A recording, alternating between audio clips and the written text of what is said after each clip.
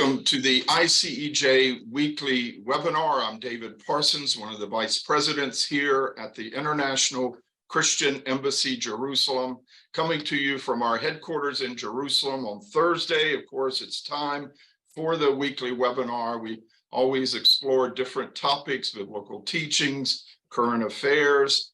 Right now, we have the hot topic of not only the day, the week, the month, but the whole season, the judicial reforms in Israel and the very heated dispute that it's caused, not only here in Israel, but a lot of the world is watching and being affected and weighing in themselves.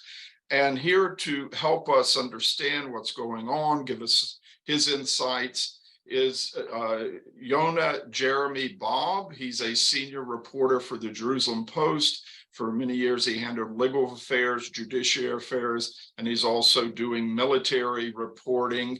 I understand, Jeremy, good to have you. Glad to be here, thanks. Yonah Jeremy Bob is our guest, and he's also going to go to a meeting today with Lloyd Austin, the Secretary of Defense, meeting with Israeli officials, and that's pretty a good gig you got here. Yeah, yes. it's never boring.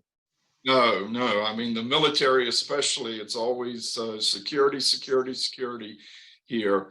Look, we have this very tense standoff between the left and the right, in general, would say, over these judicial reforms that the Netanyahu government is trying to push through the Knesset. And I said from the start, once the government was sworn in, and then they started saying, we're going to pass these judicial reforms like they've been threatening for a while. And then R.A. Derry the Supreme Court was going to rule on a petition whether he can serve as a minister. Of course, he was an important coalition partner. I could sense at the start this thing would get heated, and that we'd actually be pining away for those quiet days of 3 years of political deadlock when you didn't have a government and things were going fine. And that had its own tensions, but those seem like the good old days right now. And this debate is actually about to ruin Israel's 75th anniversary celebrations if it continues into April, into May, the Hebrew calendar, the secular calendar, when we mark this event. But it's really a game of brinkmanship right now between the left and the right. The government says we want to pass these reforms, this whole package of reforms, before the Passover break, when the Knesset takes a break at Pesach. And the left is raising all sorts of alarms. We're not going to fly Netanyahu to Italy. And this isn't just the left, this is center, even people on the right. We're not going to come in for our reserve duty service. And now the right is charging sedition, treason, you're being unpatriotic, and methinks everyone protests too much. And that there is there has been judicial overreach by the liberal courts. The right is what they're trying to do now is an overreach in itself to try and compensate. And there's a compromise, a reform package in the center that I know President Isaac Herzog is really pushing this, that's just there for the taking if everyone will have cooler heads, find the right formula of checks and balances that everyone can live with going forward. But just want to get your take on where are we right now and how did we get here? How did this thing get so intense? Okay, like you said, there's a lot to unpack. So I'm going to start with a couple of things, and then I'll ask you to ask me more questions about the other things, because I don't want to give a 30-minute straight lecture. So let me just start with a couple of highlights that I think very few people understand outside of Israel, and sometimes people forget in Israel. The current battle right now is not actually between what we traditionally in Israel call the left and the right. Traditionally, the left and the right in Israel is about land for peace versus security and not land for peace. So the right used to be, we don't want to withdraw from the settlements in the West Bank, or we only want to withdraw from a very small amount of the settlements in the West Bank. And we're keeping all of Jerusalem in negotiations with the Palestinians to resolve the conflict. And the left was, we're willing to give away almost all of the West Bank and maybe even give away the east part of Jerusalem in order to make peace with the Palestinians. That was what left and right used to mean. And I think eventually it will still be what left and right will mean, because those are existential issues that aren't going away. The legal stuff, the debate over the judicial overhaul, reform, whatever you want to call it, only started sort of in its beginnings, let's say 4 or 5 years ago. When I say it only started 4 or 5 years ago, there are people who have been upset about the Israeli judiciary for 30 years, but they had no power. Benjamin Netanyahu, the prime minister, now for the last 2 months and for about 13 years, not long ago, basically, he was prime minister from 96 to 99, prime minister from 2009 to mid 2021. Then there was another government for a year and a half, and now he's back. And he was always against quote unquote judicial reform. He was always one of the biggest protectors of the judiciary. There were always people in his coalition, former Justice Minister, Ayelet Shaked, and others, Bezalel Smotrich. He was less powerful then. Now he's one of the big, powerful people's finance minister, who wanted judicial changes for the political class to have more power of appointing judges, limiting what the judges could intervene on. But until recently, they were relatively isolated. There was no chance that what they wanted to happen would happen. And then what happened was there was an indictment issued against Benjamin Netanyahu. And there's been a trial now going against him for public corruption. You can be for, you can be against. I'm just saying there is a trial. It's been going on at sort of somewhat pace since May 2020 and full pace since April 2021. And that is the fight today. So the fight today is, I wouldn't even call it left or right. It's sort of yes, Bibi Netanyahu, no Bibi Netanyahu. So you have in the opposition today, 2 very clearly either right-wing or center parties. The Russian-Israeli Immigrant Party of Avigdor Lieberman is a right-wing party. They are pro-settlement. And the truth is they are probably pro-conservative judges in general. The center party of Benny Gantz and his number 2, Gideon Sa'ar, and I would say Gideon Sa'ar may be the most important person in all of this. He had his own party until a couple months ago. He's number 2 to Benny Gantz, his center party. But basically, Gideon Sa'ar is a lifelong Likud right-winger. He left the Likud only because of the public corruption charges against Netanyahu. He definitely wants conservative judges. He's probably in favor of about half of the judicial reforms, but he's very upset about the other ones. And he's upset that Netanyahu is the one who's doing it, because he thinks that the reason Netanyahu is doing it is not that Netanyahu really believes in a conservative judicial philosophy, which Gideon Sa'ar does, but because Netanyahu wants to do something to appoint judges who will make sure that he doesn't get convicted, or if he has to appeal to the Israeli Supreme Court in a few years, will overturn the conviction. That's what this is really about. So I just want to start off at the front of, when we say left versus right, it's really yes, Bibi, no Bibi.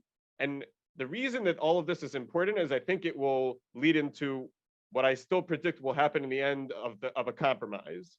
I don't know if the Israeli judiciary itself will be fully endorsing a compromise, but if the Benny Gantz, Gideon Sa'ar party endorses a compromise, the whole opposition will eventually, even if it continues, will sort of fall apart.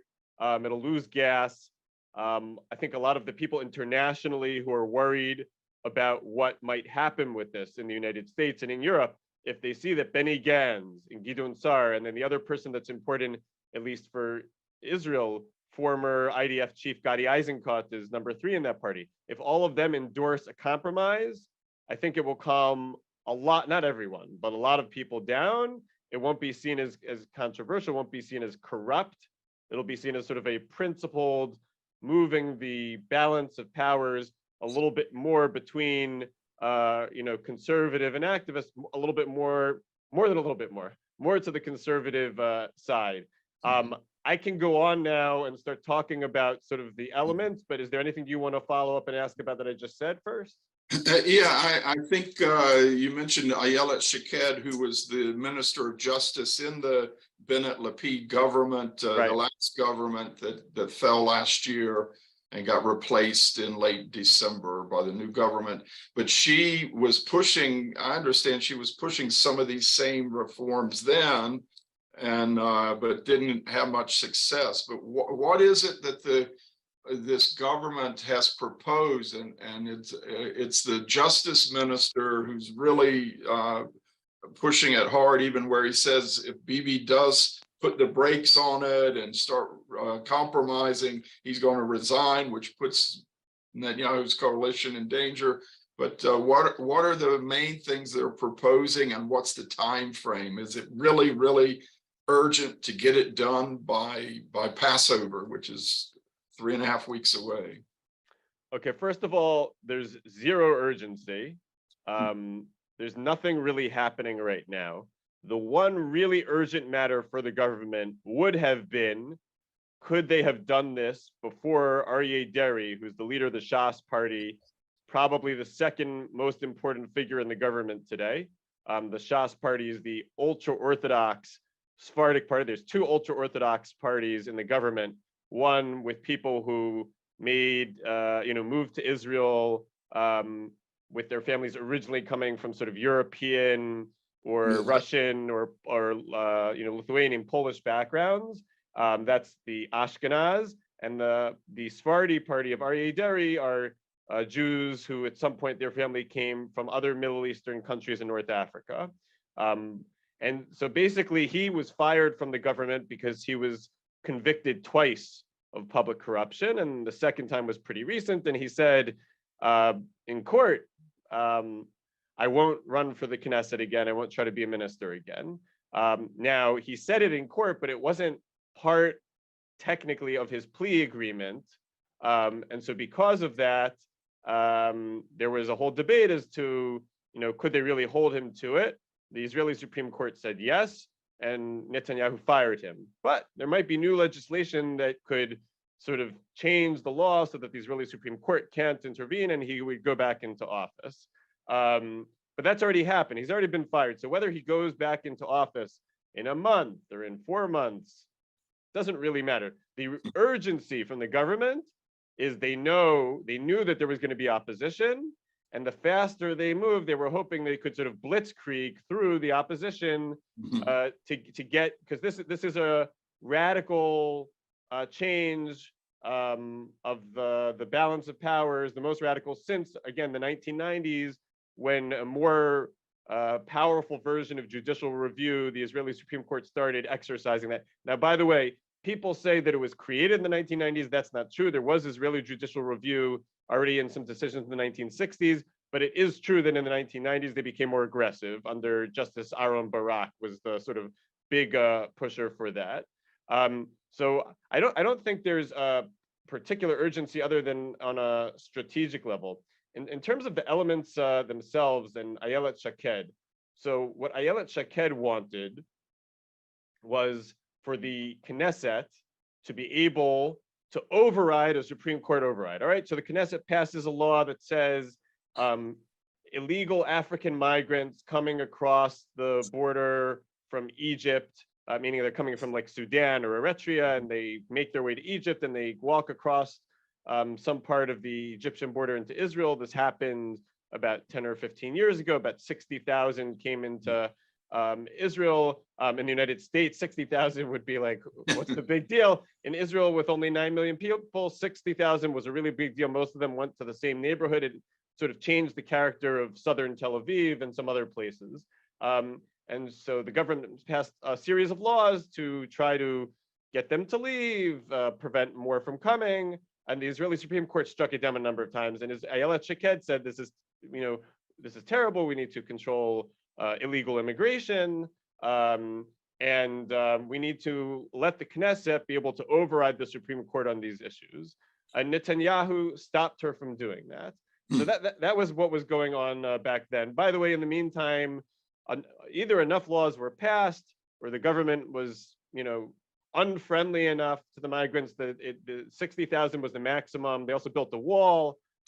Israel was able to do that because it's a much smaller border than Texas and New Mexico, and so it stopped at 60,000, dropped to 30,000. The issue, I won't say it's gone away, but it's not a hot issue anymore. And Netanyahu stopped her. Now, that's the biggest issue is whether the Israeli Knesset can override the Supreme Court, and with what number of MKs of parliament members. Now, 61 would be 61 out of 120. That would be a bare majority. Now, some people in Israel say, well, it's a big deal to get 61 because the most powerful laws in Israel can only be passed with 61, as opposed to, let's say not everybody shows up and you have a majority, not all 120 people show up. You have a majority of 41 to 37. A normal law could be passed 41 to 37. Yes. A sort of important law, basic law, could only be passed with 61.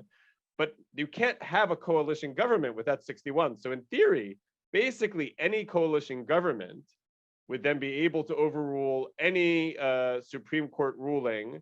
In the sort of darkest nightmare scenarios that people opposing it are throwing out, they could say the Knesset could rule, that you have some of these ultra-Orthodox parties, that women showing up at certain religious sites have to dress with certain modesty standards that the ultra-Orthodox decide. I don't think that's going to happen, but that's the kind of thing that people are afraid of, which I think even conservatives in America wouldn't respond well to someone telling them how to dress. So basically the opposition says, look, you need to have at least some opposition votes to be able to override the Supreme Court, to make sure that there wouldn't be something arbitrary like that. Let's make it 65, let's make it 70, and then you can debate those issues. And by the way, one of the compromise proposals that's out right now is 65. Now, the Israeli judiciary would want a minimum of 70. They wouldn't like 65, but I could totally see Gideon Sa'ar, Benny Gantz going with 65. That's the kind of thing that that could go. It would be in comparison, say, when in the U.S. Congress passes a law, the president vetoes it, and the Senate has to override it by 2/3 majority. You need a super majority to really override what the president, how he views on your bill. But this is talking about between the Supreme Court and the legislature. Very interesting. So it's trying to pull back to the parliament, the Knesset, some of the powers that the judiciary has sort of usurped, liberal judiciary over the past couple decades, and then the appointment of judges as well, how they're appointed, because right now this government says it's imbalanced, that the legal profession itself, the judges and the Israeli Bar Association, have the majority on that committee that appoints judges. Right. So let me just, I'm going to deal with the judicial appointments. That's, I'd say, the second most important issue in my mind. And I just wanted to start off with, I think your analogy is pretty good in terms of, overriding the president, but here it's a little bit different because we're talking about the judiciary. We don't have a constitution in Israel. Yeah. And the legislature and the executive are sort of one branch versus the judiciary. Right. So we're called a parliamentary democracy as opposed to presidential democracy. It's a little bit more European. There's a direct connection to some extent, and I would say usually to a heavy extent, between who runs the legislature and who runs the executive. It's basically impossible. What you have right now in the United States, where there's split control, Republican control in the House, Democrats in the Senate and the presidency, that's impossible in Israel. There needs to be the same party running both the Knesset and the Prime Minister's office.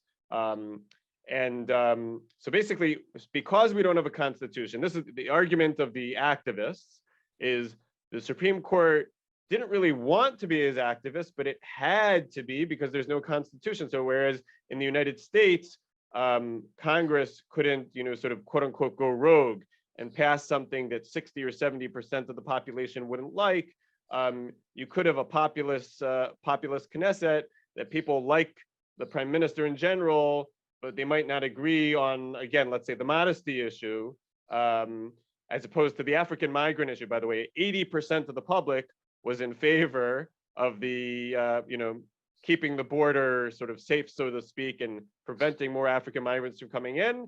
And so that was an issue where the Supreme Court was very out of line with Israeli public opinion. The modesty issue, I think, is a question where, again, because you have these ultra-Orthodox parties that don't represent most of the public, so that's something that people were worried about.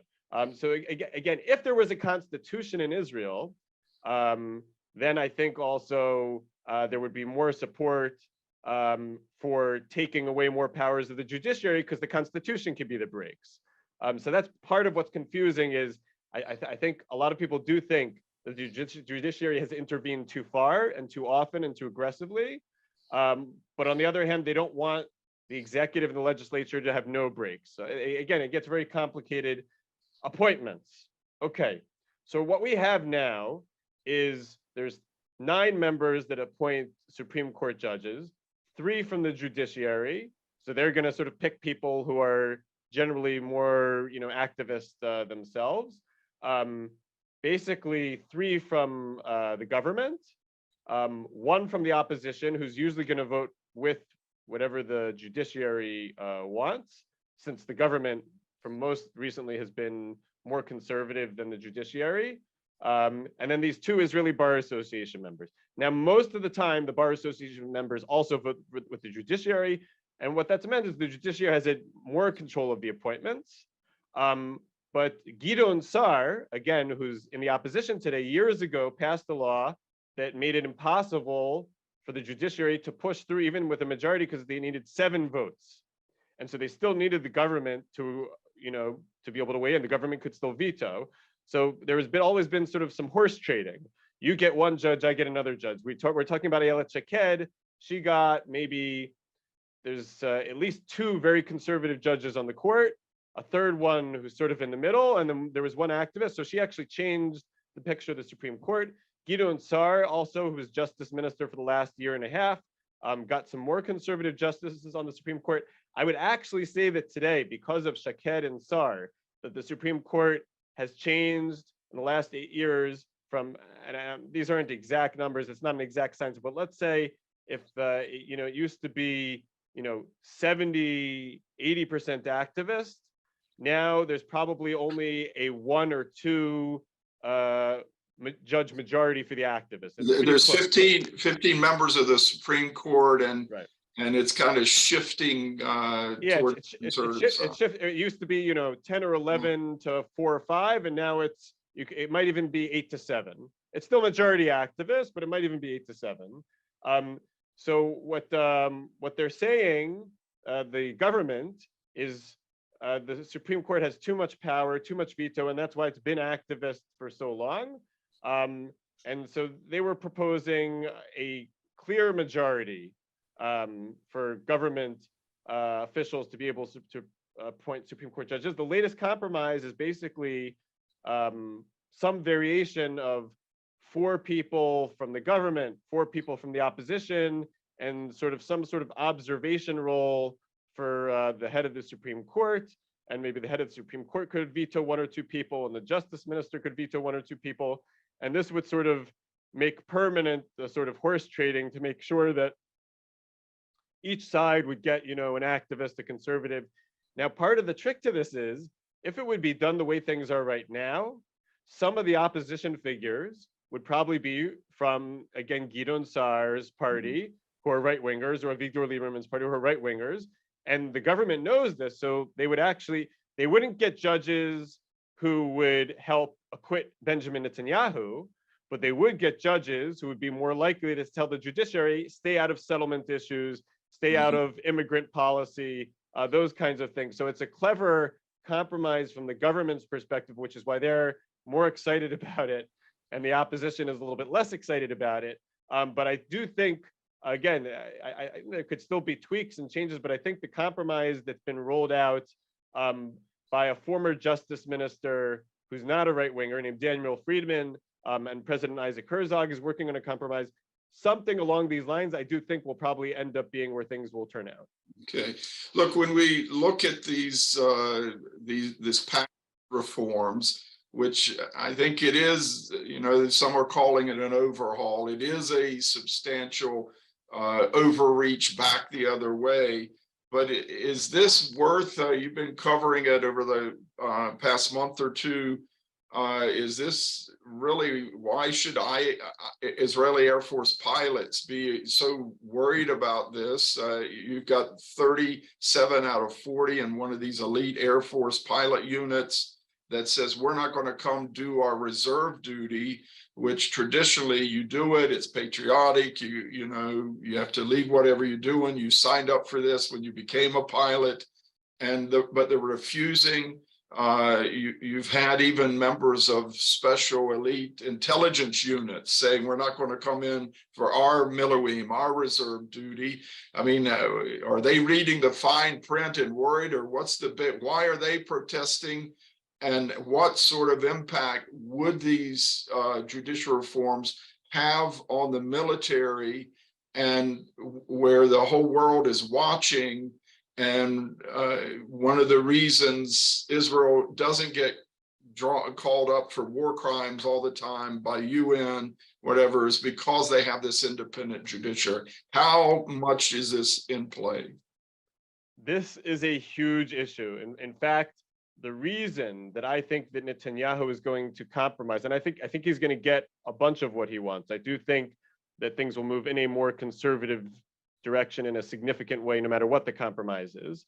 But the reason that he's going to get part of what he wants is, again, he's got the power, he's got the votes, he's got 64 out of 120 votes. He doesn't need to compromise technically.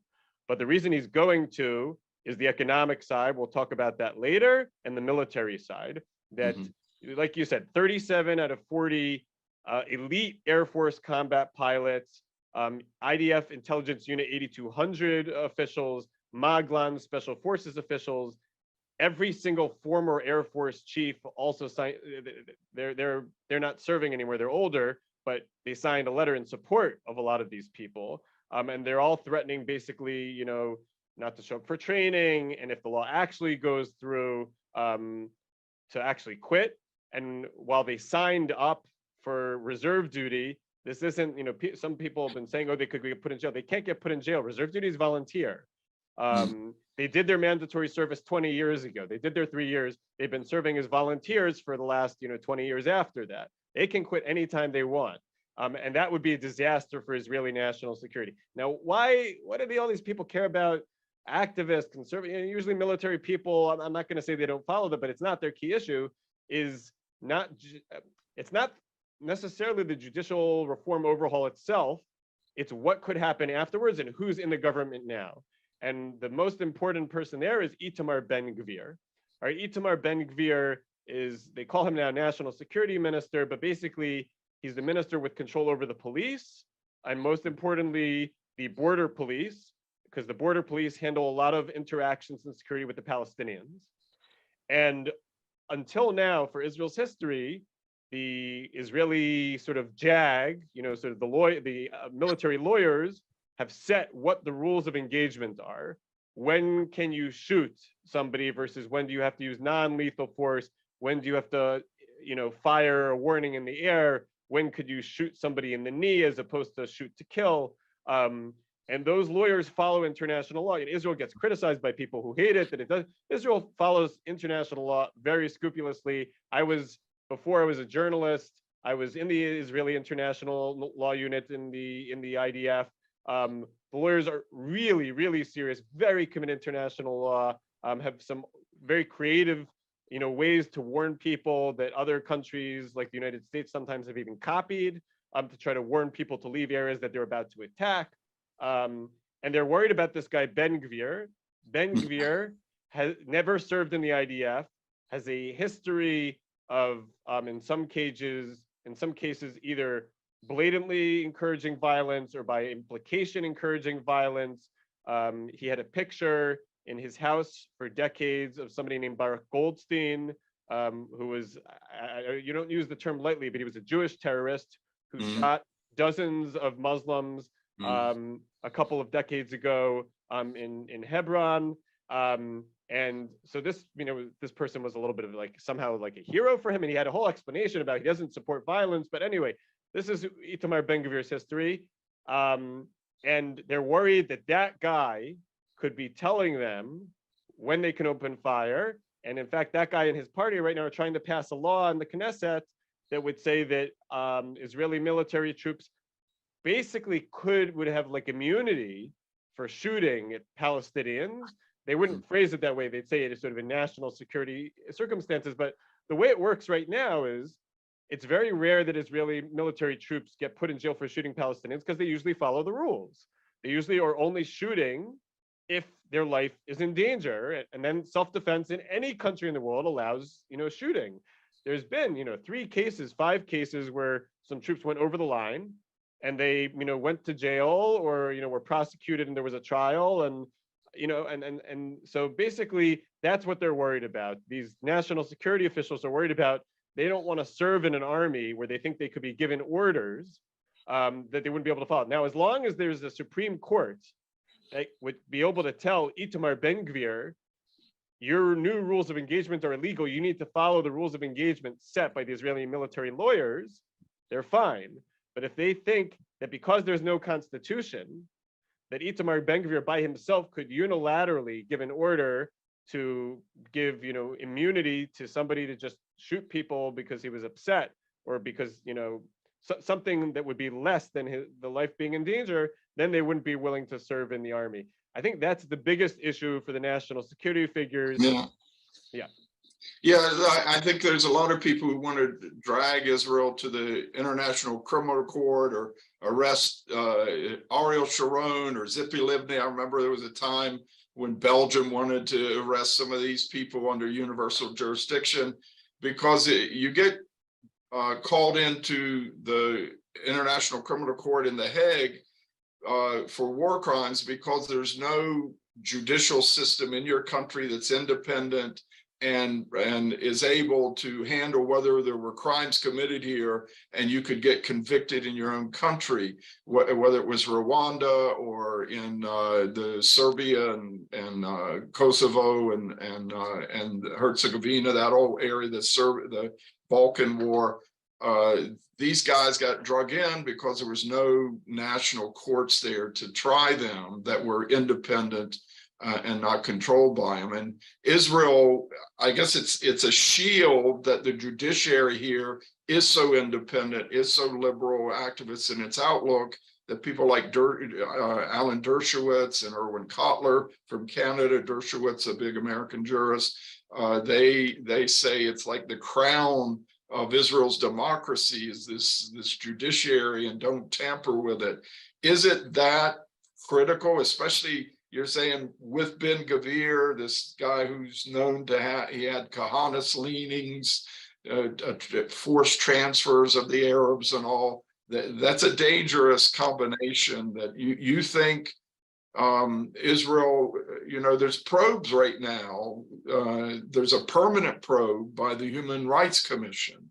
There's a possible investigation by the International Criminal Court on some of these very issues. Would this make it more likely that Israel would get drugged to The Hague or to the UN on war crimes?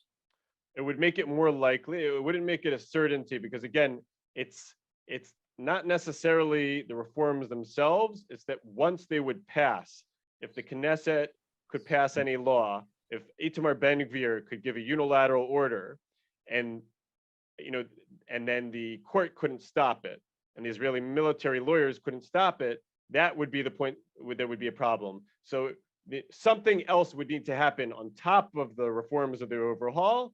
But the opposition says once the overhaul happens, it's too late to be able to stop Itamar Ben-Gvir, so that this is sort of like their Alamo, this is like their point of no return. So it wouldn't happen immediately, but it would make it absolutely more likely, because even any rulings that would be issued, by courts, people could say, well, maybe the judges are feeling pressure from the government that they rule a certain way, their rulings won't be upheld. So it would definitely make it more likely a problem. Like you said, people have heard of Israel's Iron Dome missile defense, so they call the Supreme Court sort of a legal Iron Dome against the International Criminal Court.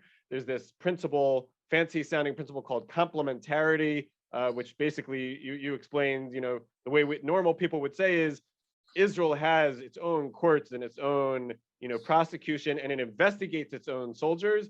It has sent at least, a few soldiers in recent years to jail who went beyond the rules of engagement. Some people on the government side are upset about this and say that the military lawyers are too, loyal to international law, or, sort of not understanding enough the dangers of these 18 and 19-year-olds who are up against Palestinian terrorists in the field and how complicated it is.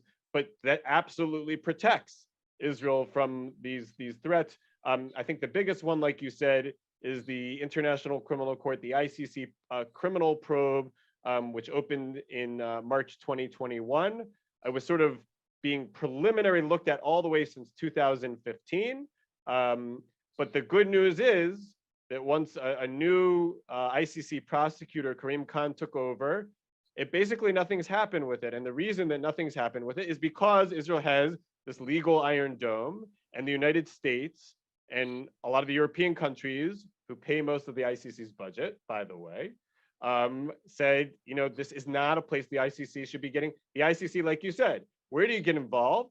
Where there is no judiciary, where there is no accountability, where there's genocide, crimes against humanity. In Rwanda, with, Slobodan Milosevic, in, Serbia and Bosnia and Herzegovina, those kinds of places where people are just killing, hundreds of thousands of people, no difference between, civilian and combatant. Not, Israel, when it, has wars with Gaza and it's going to attack a building, it drops flyers for people to leave the neighborhood. It gets people's phone numbers and calls them to leave. And then it even does this tactic where it shoots a rocket that has no explosive to bang on the roof. If you didn't leave after the flyer and the phone call, you hit a loud noise in your roof, okay, I'm going to get the hell out of here. And, so that's like one of these cutting edge tactics. So Israel tries very hard to warn people, and anybody, again, who has really clearly broken the rules has been tried. So that protects Israel. And yes, it is very possible that if the reform went through, that could undermine Israel's protection in the eyes of the international community. And I think these pilots, they probably are going to feel a little more vulnerable because, they don't even, you can't even take pictures of them. You have to blur pictures because they have such heavy explosives and making decisions that, if they kill a child on the ground that they didn't see, or they're afraid of getting drugged to the criminal court. And I think, if that's really what they're worried about here, then it's a little more understandable. I want to move to a recent article you did about some of the figures, even on the right, who are even close to Netanyahu, who have come out and at least told him, slow down this process. I mean, you had Tamir Pardo, former chief of Mossad. This is the guy who helped Bibi rob the pocket of the Ayatollahs in Iran of all their nuclear archives. He told Herzog, President Herzog, don't sign any of these judicial bills into law. And then you have national security chiefs like Yaakov Amidror and Yossi Cohen, both very close to Netanyahu, have been in every meeting with every important official over recent years with him. They told him, slow these reforms. And I kind of feel this thing of, Bibi trying to get out of the legal problems. It's at a point where people that close to him, the question is, from an historic standpoint, did Netanyahu make a mistake in not following the tradition of resigning once he got indicted for these crimes? Because I think that's what a lot of these guys who are part of the established intelligence, security, decision-making, strategy and all, they're saying, this is crossing a line for them. So I don't want to retire yet, so I'm not going to express my personal opinion about whether Netanyahu should have resigned. I will say that the Jerusalem Post editorial page, which is traditionally center-right, again, if you're defining left and right about views on the settlements, traditionally You got to look at a lot of the comments. So a lot of your readers would disagree, but go ahead. Okay, so the Jerusalem Post editorial page generally supports settlements. Yes. It supports a peace process, but generally says Israeli settlers wouldn't, even in a final peace agreement, shouldn't have to withdraw, even if the Palestinian Authority is given parts of the West Bank where people don't leave. Absolutely called on Netanyahu to resign. And what you're referring to is that upset a lot of people. Because a lot of our politics today has become you're either for a particular official or against a particular official, policy be damned. And so you're right. There are a lot of people today. I think the Jerusalem Post is still center right on foreign policy issues, but you're right that the editor got a lot of flack for taking a stand against Netanyahu, that he should resign once he was indicted. So look, there's no question that the fact that Netanyahu didn't resign was part of this crisis. So that if you could take Netanyahu's side and you could say, well, he never should have been indicted in the first place.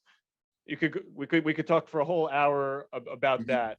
I want to come back to what you said about the people who are close to him. The closest one is Yossi Cohen. Right, Yossi Cohen, like you were referring to the mission where they stole, borrowed, however you want to put it, Iran's secret nuclear secrets in 2018 and pulled off a whole bunch of other operations attributed to foreign sources that the Mossad blew up multiple Iranian nuclear facilities during his time period. He was also a big part of the Abraham Accords for Netanyahu being sent all over the place to talk to people secretly. Super close to Netanyahu, so close to Netanyahu that about 5 or 6 years ago, when Netanyahu was asked who should be the next leader of the Likud, he infuriated all the members of the Likud by not picking any of them. The two people he named were then Ambassador Ron Dermer and Yossi Cohen, who was head of the Mossad. So very, very close to Netanyahu and his views. And Yossi Cohen was part of this letter, which included almost all of Netanyahu's former national security advisors. There was only one who didn't sign on. And who said, Netanyahu, maybe you're right, maybe you're wrong, but cut a compromise for the good of the country. And I do think Netanyahu is going to do. The truth is, I think that's probably been his plan from the beginning. But Netanyahu, I think he plays very, brinksmanship poker, and he wants to get the best, farthest deal he can possibly get. And so, I don't think he's going to blink into the end. You mentioned before Justice Minister Yariv Levin. Let me be very clear about this. Yariv Levin is only powerful because of Netanyahu. He only got high on the list because Netanyahu let people know that he wanted people to support Levin because Levin was loyal to him. If Netanyahu makes the call that a compromise is going to happen, there's nothing that Yariv Levin can do to prevent it. Resign, not resign. He might resign. Sort of one of the signs that Netanyahu was serious about getting a judicial overhaul this time was that he appointed Levin in the first place. But this is Netanyahu's call at the end of the day. So yeah, I think these national security advisors, the fact that they took this stance was very serious. And I do think, again, that Netanyahu will listen to them at the end, but in the Middle East, the end is really the end. It's anybody who's ever haggled at a Middle Eastern marketplace, until you're like, you can't just threaten that you're going to walk out of the shop for a lower price. You have to walk out of the shop, maybe be on, the sort of the point of leaving the door, and then the shopmaker will be like, all right, I'll give you, a better deal. So I think, that's what we're going to see at the end of the day. And part of it is because even these very close people to him are saying, cut a deal. Yeah, I think, President Herzog, who is really playing a mediator role in trying to reach a compromise, they say there's progress in it. We don't even know we got some idea who's in there doing some negotiating, but he's taken a lot of heat from the left that he's not been more critical. I think because he probably has an open channel, discrete channel to Netanyahu, trying to work out a face-saving compromise for everyone. And we're really praying for that. I encourage all our listeners to really be praying that a spirit of compromise, not a compromise isn't always good, but in this case, I think it is. But I do think from a historic perspective, Netanyahu does have a case that, being charged with crimes for wanting to get better press. I do press for the embassy, and that should never be criminalized, But the tradition was that you would resign, and whether it was the 3.5 years of political deadlock, indecisive elections, or now this judicial reform, it does look like his decision not to resign and face the charges and then make a political comeback, that even those who are close to him now are saying, you're on some new territory that we're not so comfortable with. I hope he gets exonerated. I think the man is a generational Western democratic statesman. I have great respect for him, but I think there's a lot of Israelis, as you say, even on the right, and even those who are close to him, who's saying he's stepping on some ground now, trying to get these reforms in for his own personal, to stay in power and get exonerated and all that. Maybe it's, this is really a big part of what's going on, where people are raising an alarm that it escalated so quickly here, Yonah, that I'm just shocked by it, but you could see it coming. I hope it gets resolved. I hope we have a great Passover. I hope we have a great 75th anniversary celebration here in Israel. But we want to thank you for your time. These are some insights that you're not getting anywhere else, especially on the interplay between the judiciary, the reforms, and the vulnerability of Israel's security forces through the decisions that are going to be made. Thank you for your time and your expertise. I just want to say two things. First of all, amen to everything you just said. I hope there's a compromise. The exact details could be worked out. And I just want to thank, you and your followers. The American Christian community is a huge help and support for Israel. So amen, and thank you to all of you. Yes. All right. We've been speaking with Yonah Jeremy Bob. He's a senior reporter for the Jerusalem Post. He's covered legal affairs, judiciary affairs for many years, and also doing military affairs now. He's got to go and sit on a briefing with Lloyd Austin, the Secretary of Defense, in just a little bit. We're going to let him go, but I'm going to tell you next week, Thursday, 4 p.m. we'll be here with another ICEJ weekly webinar. We will probably be covering the same topic with another good guest coming at it from another angle. So just make sure to join us then. And also next Wednesday, our global prayer gathering, join Christian leaders from around the world to pray for Israel, the region, and your country. And we thank you for joining us today on the ICEJ weekly webinar, Shalom from Jerusalem. Thank you for joining us today. We'll see you next Thursday at 4 p.m. Be sure to subscribe and follow us on our social media pages for more exclusive ICEJ content.